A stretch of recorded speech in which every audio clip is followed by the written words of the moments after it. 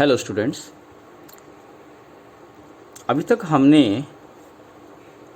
Classification of matter किया था जो कि हमने फिजिकल स्टेट के आधार पर किया था।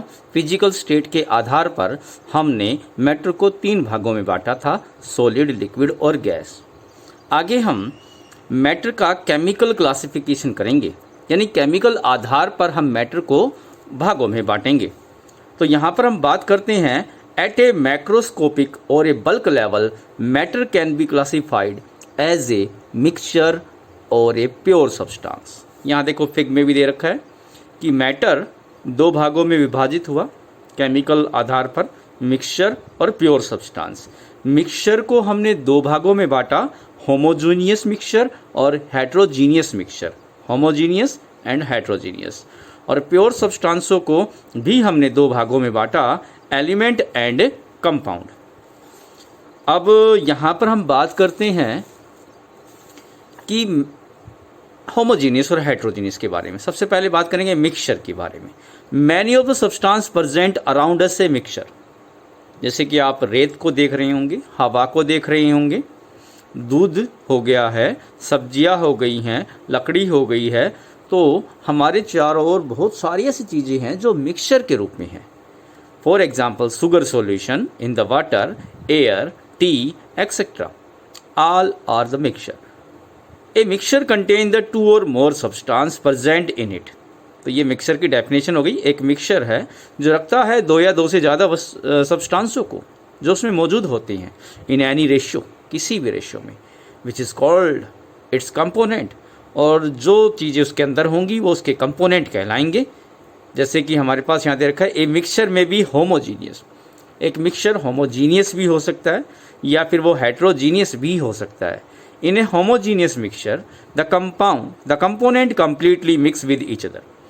अगर होमोजीनियस मिक्सचर की बात करें तो वहाँ पर कंपोनेंट एक दूसरे के साथ पूर्ण रूप से मिक्स हो जाएंगे, वो अलग अलग फेज में नहीं दिखाई देंगे। And its composition is uniformly दो आउट। तो उसका जो कंपोजिशन है उसमें एक समानांतर हो जाएगा। शुगर सॉल्यूशन, जैसे चीनी को हम पानी में मिला दें, जैसे कि हवा को देखें, एयर, शुद्ध हवा की बात कर रहे हैं यहाँ पर, पॉल्यूटेड एयर की बात नहीं कर रहे हैं। The example of the homogeneous mixture, ये हमारे पास होमोजीनियस मिक्सचर के एग्जाम्पल है। In contrast to air the heterogeneous mixture, अगर हम हेट्रोजीनियस मिक्सचर की बात करें, the composition is not a uniform though and sometime the different component can be observe. तो मतलब यहाँ पर कंपोजिशन जो होगा वो एक जैसा नहीं होगा, उनकी मात्रा एक जैसी नहीं होगी, अलग अलग प्रतीत हो जाएगी। कुछ समय के बाद वो कंपोनेंट अलग अलग आराम से दिख जाएंगे। जैसे कीचड़ के अंदर पानी देखें, कीचड़ और पानी का मिक्सचर करें तो थोड़ी देर बाद कीचड़ नीचे बैठ जाएगा, पानी साफ़ हो जाएगा। या फिर हम दूध की बात करें तो दूध देखें 2 या 3 दिन के बाद फटने के बाद पानी ऊपर रह जाएगा और जो प्रोटीन है वो नीचे बैठ जाएगी। इसे कोएगुलेशन ऑफ मिल्क भी कहते हैं। तो for the pulses along the some dirt on the stove pieces and heterogeneous mixture you can think many more example. You can think many more example of the mixture which becomes across the daily life. हमारी daily life में बहुत सारे example है mixture के, separated by using the physical method, और हम इन्हें physical method के द्वारा सेपरेट कर सकते हैं। Such as a simple hand picking, हाथ से अलग अलग किया जा सकता है। फिल्ट्रेशन, छान के भी अलग कर सकते हैं हम इन्हें। वो सब्सटेंस के ऊपर डिपेंड करता है कि वहाँ पर उसके जो सब्सटेंस है, डिस्पर्स्ड फेज और डिस्पर्स्ड मीडियम, उनका साइज किस प्रकार है। क्रिस्टलाइजेशन से अलग कर सकते हैं, जैसे कि नमक को समुद्र के पानी से अलग करते हैं। डिस्टिलेशन के आधार पर कर सकते हैं। अगर उनका बॉइलिंग पॉइंट अलग अलग होता है तो डिस्टिलेशन मेथड यूज़ करते हैं। तो आगे हम बात करते हैं, यहाँ पर तो हमने मिक्सचर की बात की थी, इसके बाद हम बात करते हैं pure substances. Pure substances having the characteristics different form of the mixture, they have the fix composition where the mixture may be contain a component in the any ratio. जहाँ पर मिक्सचर की बात करें वहाँ पर तो वो किसी भी रेशियो में हो सकते हैं, मगर प्योर सब्सटेंसों की बात करें तो इनमें जैसे कंपाउंड आ गया है तो यहाँ पर इनका कंपोजिशन फिक्स रहेगा। तो आगे हम बात करते हैं, कंपोजिशन इज वेरिएबल। मिक्सचर में कंपोजिशन वेरिएबल रहेगा। यहाँ पर हम बात करें copper, silver, gold, water, glucose are some example of the pure substance. कोई भी मेटल ले लें, एलिमेंट लेने हैं हमने यहाँ पर, एलिमेंट या कंपाउंड।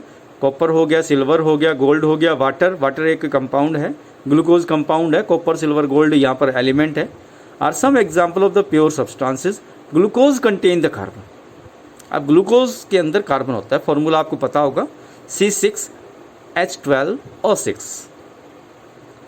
हाइड्रोजन, ऑक्सीजन, तो ग्लूकोज के पास कार्बन भी होता है, हाइड्रोजन भी होता है, ऑक्सीजन भी होता है, मगर ये फिक्स रेशियो में होता है। जैसे कि C6H12O6, कार्बन की संख्या 6, हाइड्रोजन की संख्या 12 और ऑक्सीजन की संख्या भी 6, 12, 6।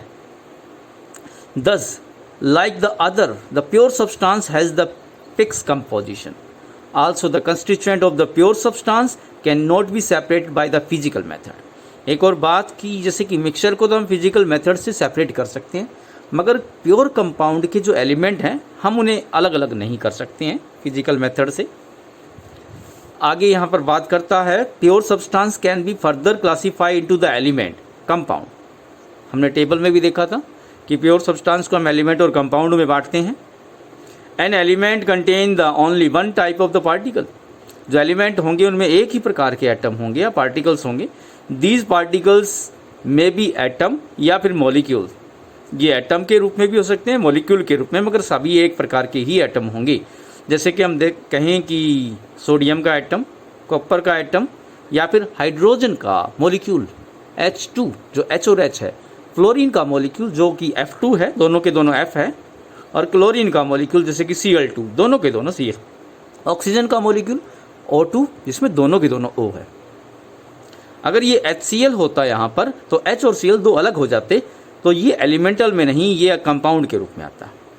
You may be the familiar with the atom and molecules from the previous class. 9वीं क्लास में आप पढ़ चुके हैं इस चीज़ के बारे में शुरुआत में कि एटम क्या होते हैं, मॉलिक्यूल क्या होते हैं। However you will be study about them is the detail in the unit number 2, और इनके बारे में और ज़्यादा डिटेल हम अगली यूनिट, हमारी जो सेकंड यूनिट है उसमें पढ़ेंगे, जैसे सोडियम, कॉपर, सिल्वर और हाइड्रोजन, ऑक्सीजन। तो यहाँ पर भी हम ये जनरल स्टेट में कह सकते हैं, element consist only one type of that particle, यानी जिनमें एक ही प्रकार के पार्टिकल होते हैं उन्हें एलिमेंट कहते हैं। ये डेफिनेशन यहाँ पर बनती है।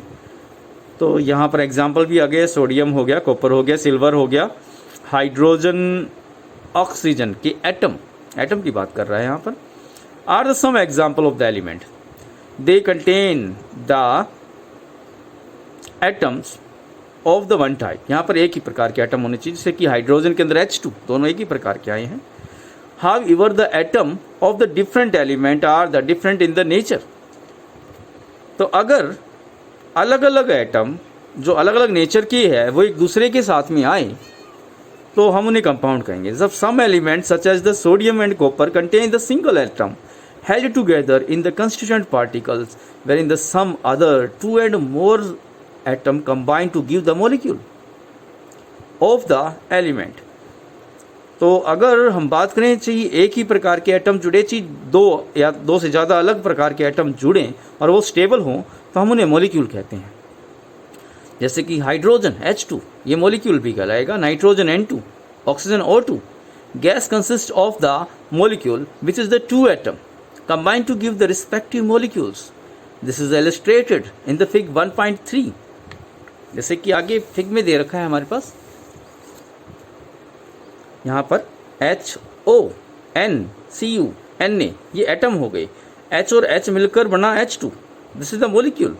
मगर ये एलिमेंटल स्टेट में है क्योंकि एक ही प्रकार के एटम जुड़े हैं। जैसे कि यहाँ पर O और O के मिलने से बना O2। ये हो गया हमारे पास एलिमेंट्स का एग्जाम्पल। इसके बाद हम आते हैं आगे, जैसे कि dioxygen sugar, the molecules of water and the carbon dioxide represented. तो कार्बन डाइऑक्साइड भी एक मॉलिक्यूल है, मगर ये कंपाउंड के फॉर्म में आएगा। मॉलिक्यूल यहाँ एलिमेंटल स्टेट में भी हो सकते हैं, कंपाउंड फॉर्म में भी हो सकते हैं। जैसे कि H2O यहाँ पर किस रूप में है, ये हमारे पास कंपाउंड फॉर्म में है।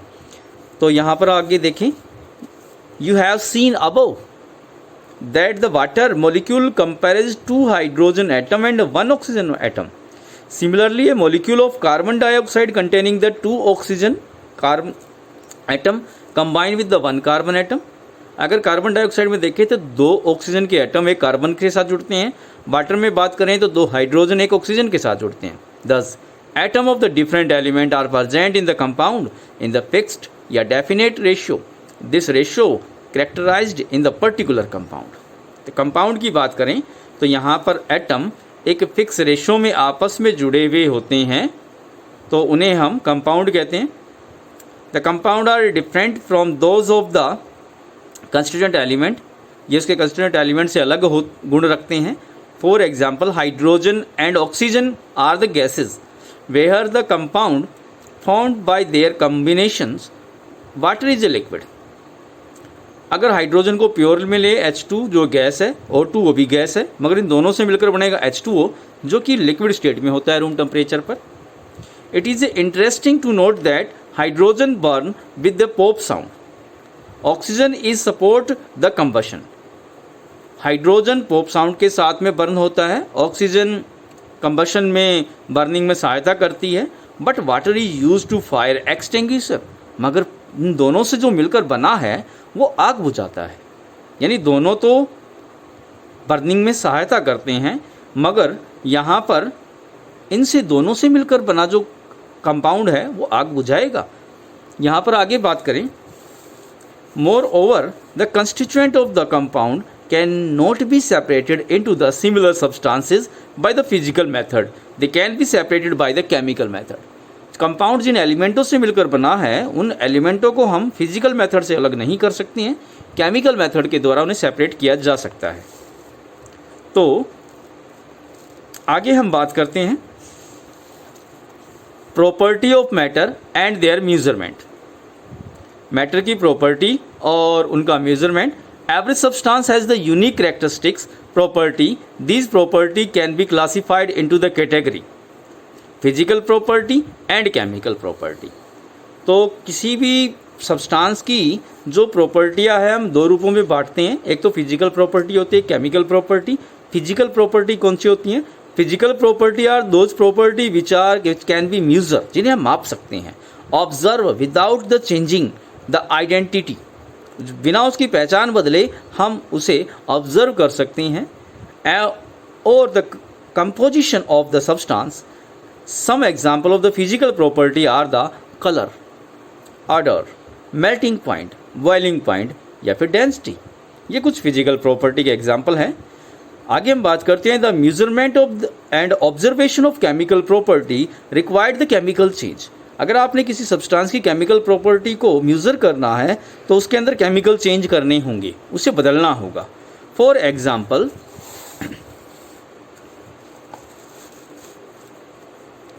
Chemical property are the characteristics reactions of the different substances. मतलब उन सब्सटेंसों की केमिकल रिएक्शन करानी होगी. These include the acidity, basicity और कंबस्टिबिलिटी. ये उसकी एसिडिटी, बेसिसिटी और उसकी कंबस्टिबिलिटी, उसका कंबशन, इनसे रिलेटेड होगा. Many property of matter such as the length, volume, area and the quantitative in the nature. कुछ प्रॉपर्टियाँ क्वान्टिटेटिव नेचर की होती है, जैसे कि लंबाई मापना, एरिया या फिर वॉल्यूम को मापना. क्वांटिटी को मापना क्वांटिटेटिव नेचर होगा. In any quantitative observation measurement is represented by the number.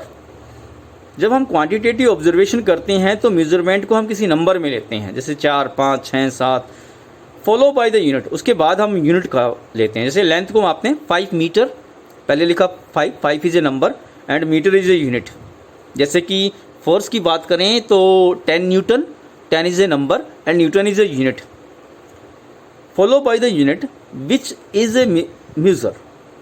For example, the length of the room can be represented as the 6 meter. Here 6 is the number and m denotes the meter. The unit which is the length is measure. Meter जिसके द्वारा हम length को मापते हैं. तो 2 different system of the measurement. तो यहाँ पर हम 2 प्रकार के सिस्टम का प्रयोग करते हैं. वैसे तो हम बात करते हैं CGS सिस्टम की बात करते हैं, FPS सिस्टम की भी बात करते हैं, SI सिस्टम की बात करते हैं.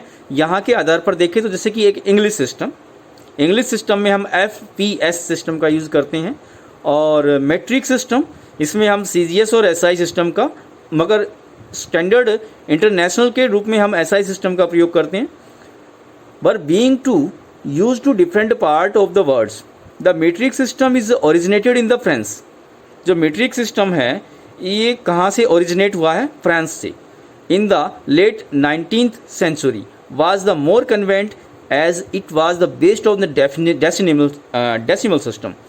तो मैक्सिमम देशों ने इस सिस्टम को अपनाया हुआ है क्योंकि ये डेसिमल पर आधारित है।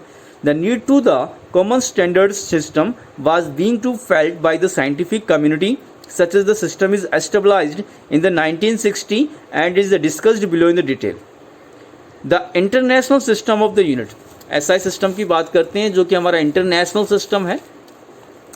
The international system unit in the French le system international D units abbreviated in the SI, इसे SI सिस्टम कहा जाता है, is established in the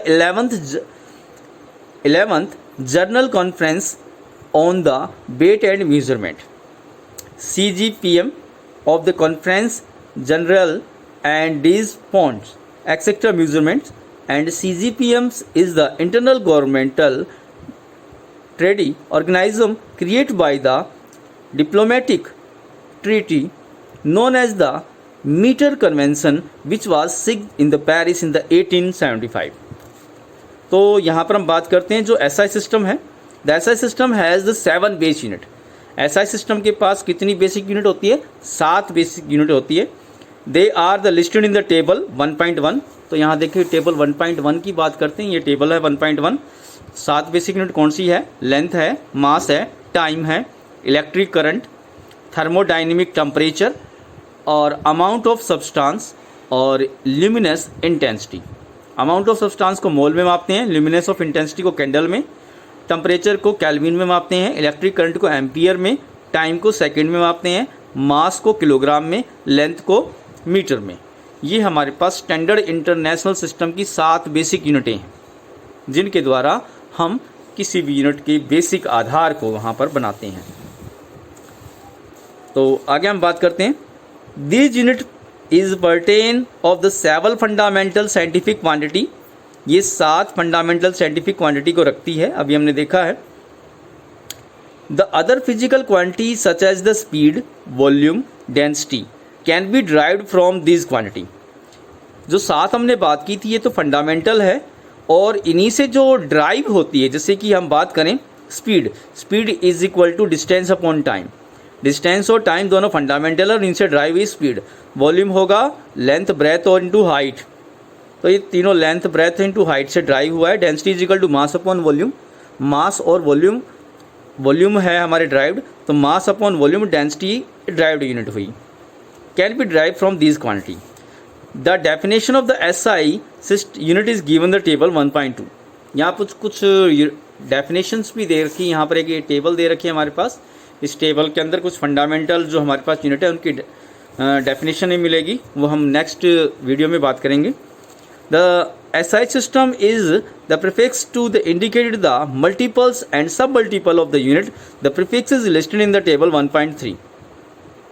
तो आज के लिए हम यहाँ तक ही बात करते हैं। टेबल के बारे में या यूनिटों के बारे में हम अपने अगले वीडियो में या अगले लेक्चर में बात करेंगे।